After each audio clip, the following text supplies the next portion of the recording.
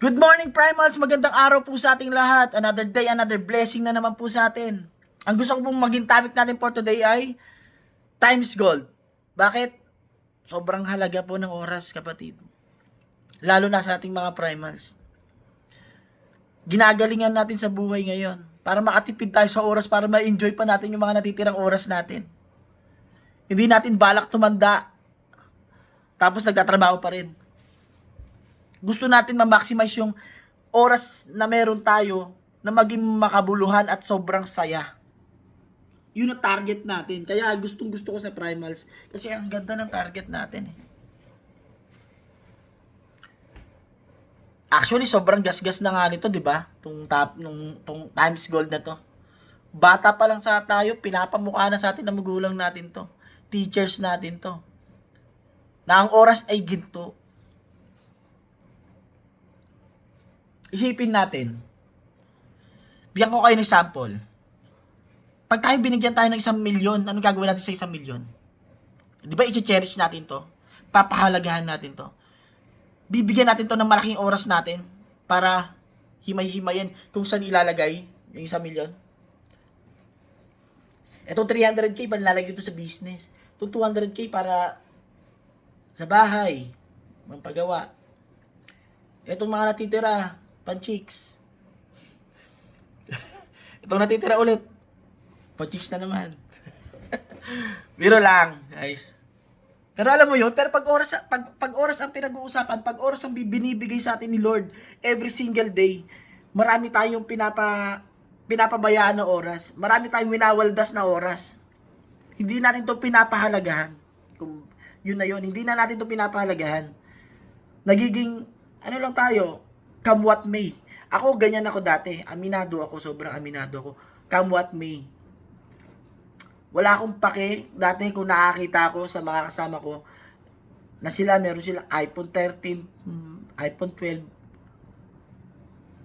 Ang paki ko lang noon, maglaro ako sa cellphone ko. Kasi yung iniisip ko, may iPhone 13 nga sila, puta na, bobobo naman maglaro. Iwan na iwan sa akin sa laruan. Diba? Ako si Mr. Come What May dati. Pero hindi na ngayon. Ayoko na maging ganun.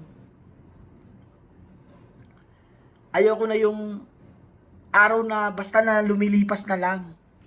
Gusto ko lahat ng araw ko nagiging makabuluhan na. Gusto ko bawat araw ko meron ako na motivate na tao.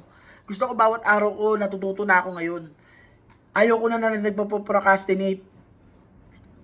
Na dapat ginagawa ko ngayon, gagawin ko pa, na ililipat ko pa bukas para lang makapagpahinga. Oo, tao tayo, nagkakamali rin. Lalo na ako.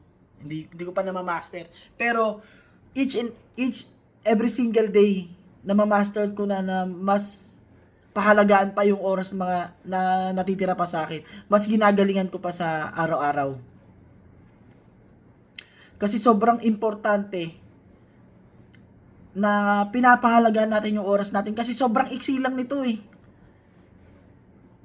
Meron lang tong time frame. Kumbaga, hindi to panghabang buhay, hindi mo siya pwede i-extend kahit sobrang dami mong pera. Alam mo yun?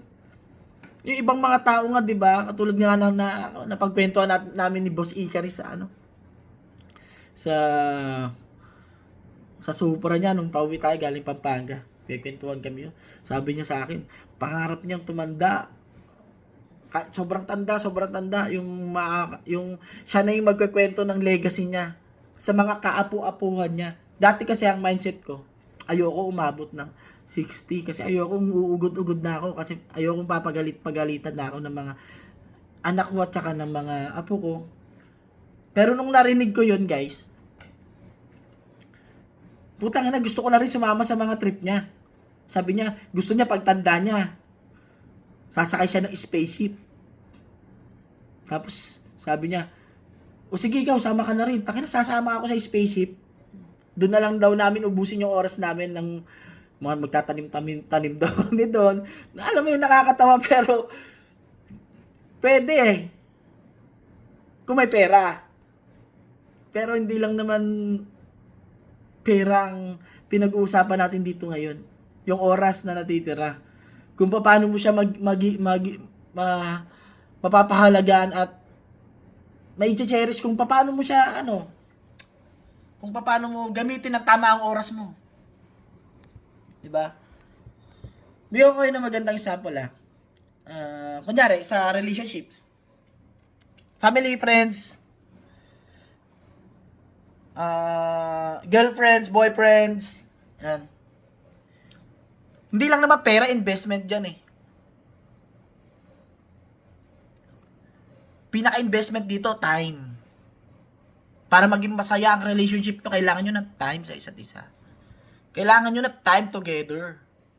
Diba? Hindi mo kailangan bigyan ng mamahalin. Hindi mo kailangan bigyan ng puro regalo. Ang pinakakailangan nila sa'yo ay yung presence mo. Na may iparamdam mo sa kanila na nandyan ka. Na nagkikare ka sa kanila. Ganun.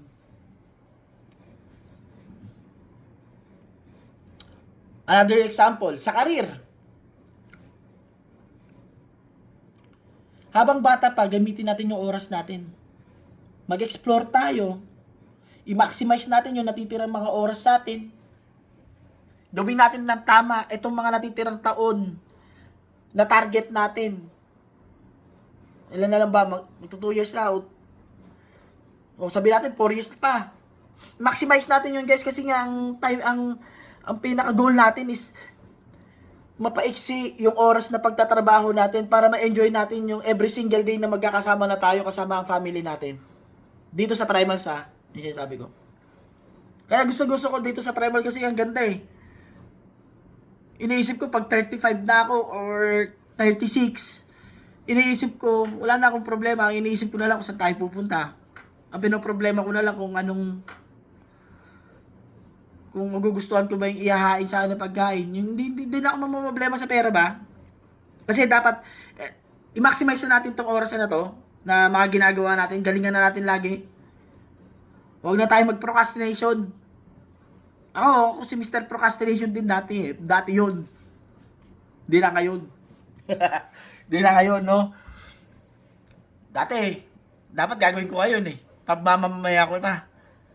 Pag namaya na, sige, bukas ka lang. Di ba? At least. Hindi, pangit yung example na yun. Pangit yun. Sobrang pangit nun.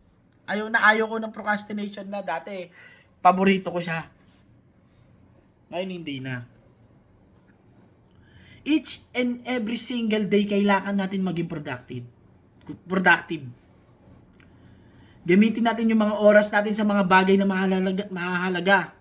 Like family, friends, relationship, personal growth, goals. Huwag na natin ipagpabukas. Huwag na natin sayangin yung mga oras na natitira sa atin. Minsan naiisip natin na marami pang oras, marami pa naman tayong time, bata pa naman tayo. Pero hindi totoo yun. Sobrang iksi lang ng panahon natin. Kaya kung may goal tayo, kung may pangarap tayo, gawin natin ng maayos yung mga natitirang araw natin para makuha pa natin yan. Para mag-succeed tayo. Okay ba yun? Maraming salamat sa pakikinig. Sana nag-enjoy kayo sa topic ko. Happy Sunday po sa ating lahat.